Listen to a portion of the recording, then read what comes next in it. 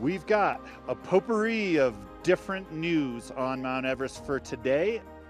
We're going to talk about the most boring subject on the planet, which on Mount Everest is not at all boring, the weather. I'm Ben Ayers. This is your Everest Live Daily Dispatch for May 7th. It's been snowy and cold here. The weather's been off. Teams are still making rotations up to Camp 3, although they've been encountering high winds up at Camp 2. It seems like this is getting them prepared for what conditions are going to be like up high, and the whole Everest machinery is churning forward.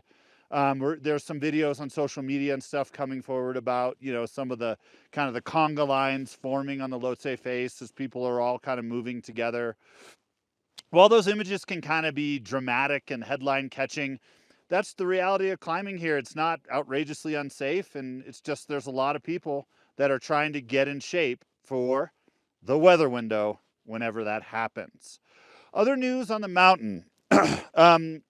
Basically, up in Camp 2 today, there was word that there's a number of high altitude workers, local staff sort of manning the camps up at Camp 2 that aren't doing so well, suffering from some altitude issues. There was an attempted helicopter rescue, but the weather was bad and they weren't able to pick these folks up. So we're just sending some good vibes.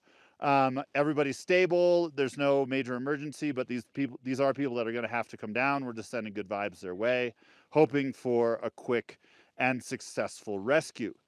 Also heard over the radio that our friend and sort of inspiration, Kristen Harila, who's looking to do the Triple Crown this year, right? She's looking to climb Everest, Lhotse, and Nuptse. She's looking to be the first person to do it without oxygen. And I think not the first woman to do it, but maybe the first woman to do it without oxygen. Yes. I'm looking at Arnold. She's going for this ambitious record, and she, all by herself, carrying her own gear, made it up to Camp 3, where she's setting her tent and spending the night. Pretty cool achievement, and it does also go to show that Everest isn't a monolith.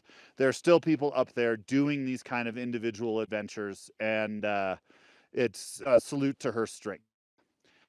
In other news, we've been picking up, it's been interesting this season with the delayed start. Last year, we have this period in the early rotations where you kind of meet everybody and you're kind of learning about all the different stories that you didn't hear about. But this year, because so many people did rotations off of the mountain, I'm still catching up to speed with all the different expeditions that are happening. So I've learned today about two different groups that are going to be yeeting off of the summit of Mount Everest. One is a Chinese national with elite expeditions that has a permit to paraglide off the summit. That should be pretty exciting. That hasn't been done legally, and the last time that was done, I think, was in 2011. So that'll be an interesting one to follow. And then there's another British, I think he's a British Army or ex-Army gentleman with something he's calling Project Unbreakable. I spoke with him yesterday. The idea is to do the world's highest ever base jump, but information is unclear, and it also seems that for them it's a little unclear what exactly they're going to be base jumping off of. So something to pay attention to. Hopefully, I think that they're just kind of figuring it out as they go. We'll see what happens with Project Unbreakable. Hopefully, everybody comes back from both of those projects entirely unbroken. But speaking of unbreakable people, yet again, I'm going to bring in Arnold Coster, our resident expert on everything Mount Everest. Good to see you again. We always keep bringing Arnold in because, he's an amazing guy and a great friend. But also we have this great, it's one of the things that we feel so lucky about is this is his 23rd season on Mount Everest. He is one of the most experienced mountain guides working on the mountain. And we get to just literally be tapping him for information all the time. We were talking to Arnold today about what the weather looks like. As people are finishing their first rotations, the talk of the town, the only thing people are talking about is, when are we going to summit? What does it look like? How is the weather behaving? And when are the first weather windows? So for those of you who are kind of new to the Everest scene, everything is all about the jet stream, right? It's all about the weather window, these periods of good weather and low winds when you can safely and easily make it to the summit. So Arnold, when's the first weather window? It's still not totally clear. As you can see today, finally we got some visibility. The last couple of days we've been living in a ping pong ball. It was a very small world. There's a lot of humidity, a lot of clouds. In the daytime there's some like snow drizzle. The weather is not like entirely stable, and I'm not sure why. Maybe because the wind is coming from the north and not from the west. But all the weather forecasts cannot agree at the moment. So we have many different weather forecasts. They're all different, but it looks like the weather is going to turn better after the 10th because the wind is going back to the west. There's definitely no jet stream now, but there are some gusts of very strong winds. These are thermal winds from the temperature differences, I think.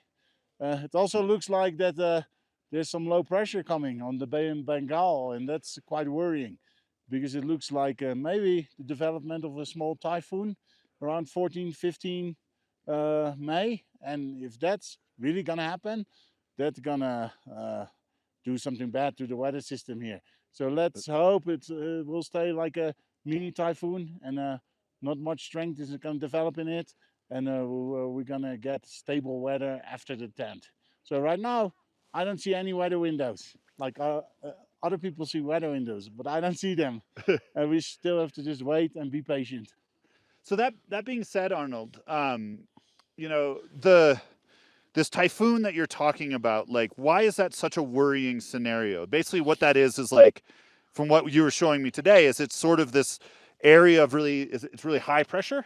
It's low pressure. It's really low pressure Yeah. in the Bay of Bengal on the Yeah. coast of India. Yeah, and it sucks a lot of humidity up from the ocean, and it really depends where the typhoon can hit land. If that happens far north, like near to Kolkata, we get a lot of snowfall in the Himalayas. So we don't necessarily get like a typhoon here with a lot of wind, but we get the effect of the typhoon in like usually meters of snow. So then we could potentially be seeing all of the fixed ropes, all of the camps, everything being buried on the mountain.